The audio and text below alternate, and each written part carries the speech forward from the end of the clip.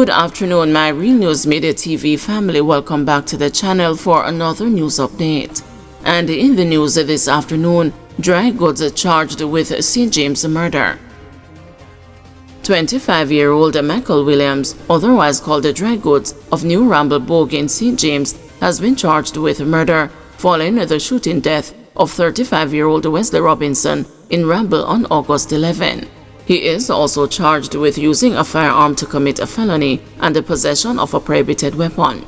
The Montego Bay police say between 2:20 a.m. and 6 a.m. on August 11, residents heard loud explosions and summoned them. A search was conducted and Robinson was seen lying in a pool of blood with gunshot wounds. He was assisted to hospital where he was pronounced dead. A statement was recorded from an eyewitness and a warrant prepared for Williams. Williams was subsequently arrested in the Bogue area of St. James on Saturday. His court date is being finalized. LA Lewis donates big bucks at a PNP conference. Dancehall entertainer LA Lewis on Sunday drew loud cheers at the People's National Party's annual conference after making a sizable donation to the party. During the session of the conference for donations and the pledges, the controversial artist took to the stage and handed over a larger bundle of US dollars, stating that it is valued at over $2 million in Jamaican money. This caused the crowd to erupt. "That is just warm-up," he declared as the pandemonium continued. While leaving the stage, he also declared his support for Maroons. Council concerned about overrun by vendors in Junction. Councillor of the Junction Division in St. Elizabeth, Setony Holness, has raised a concern that the parish's townships are being overrun by vendors. "The towns are in a mess, especially Junction," he said while addressing the St. Elizabeth Municipal Corporation last Thursday. Speaking with the news following the conclusion of the monthly meeting, Holness stated that he was extremely concerned about the vending situation right across the parish. He went on to say that although Santa Cruz and the Black River were affected, Junction was in a worse predicament.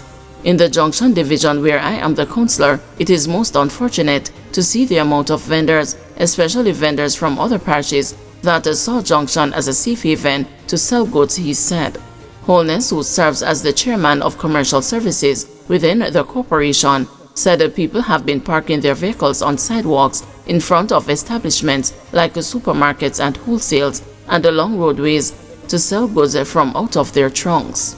People open the back of their vehicle, take out them banana and yam and put it down on the road, and it is getting extremely bad. The business people are complaining that whenever customers come to purchase things at their business place, they can't get inside, and this is an extremely bad situation there at Junction, he told the news. The Donald Horn Market, which is located in the vicinity of Junction Square, has been left largely deserted.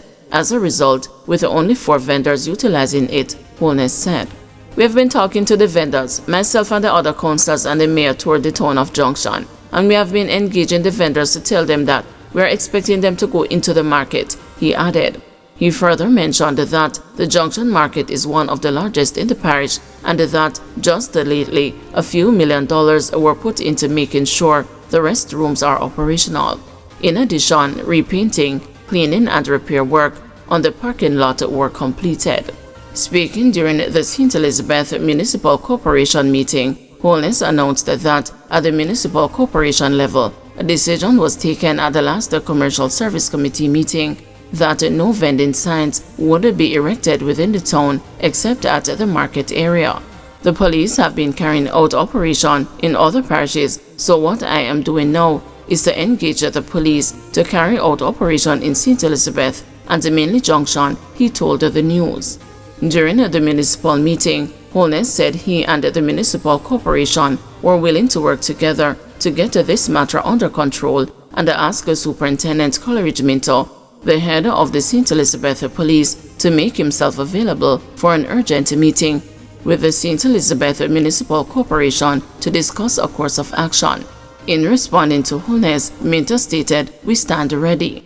He added that the police were aware of the vending concerns and that he was looking forward to participating in the upcoming discussions regarding the issue and the necessary enforcement.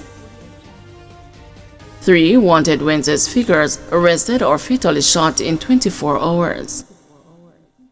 The Jamaica Constabulary Force is reporting significant progress in its efforts to apprehend the wanted individuals. In a release on Sunday, the JCF said within a 24-hour period, 3 persons who were listed on its online Wanted Wednesdays campaign have been accounted for.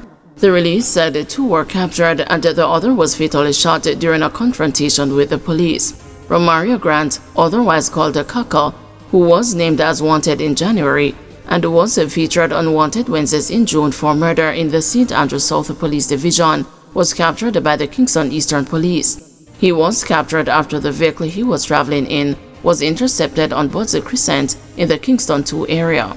25-year-old Michael Williams, otherwise called Dry Goods, was arrested in the Bogue area of St. James on Saturday, September 14, and a warrant was executed on him. He was later charged.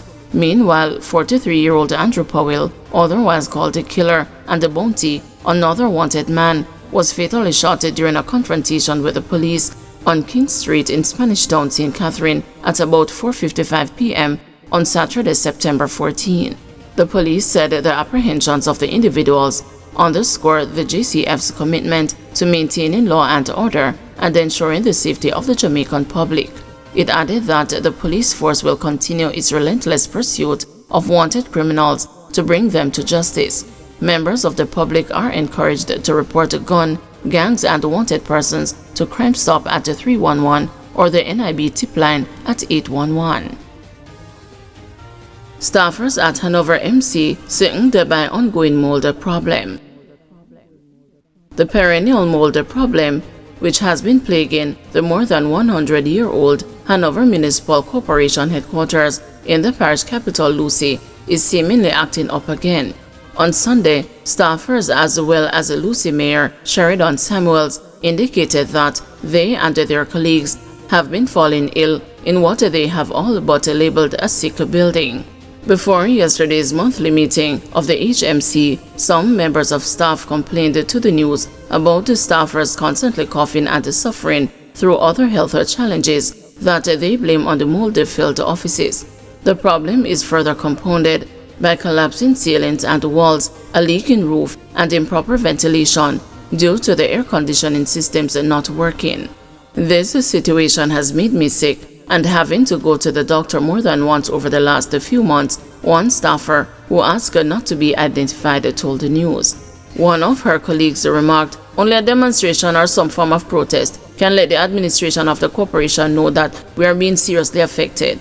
The staffers acknowledged that administrators have made attempts to correct some of the problems by hiring persons to sanitize some sections of the building and using a special paint on the walls, measures that are supposed to prevent the mold from spreading.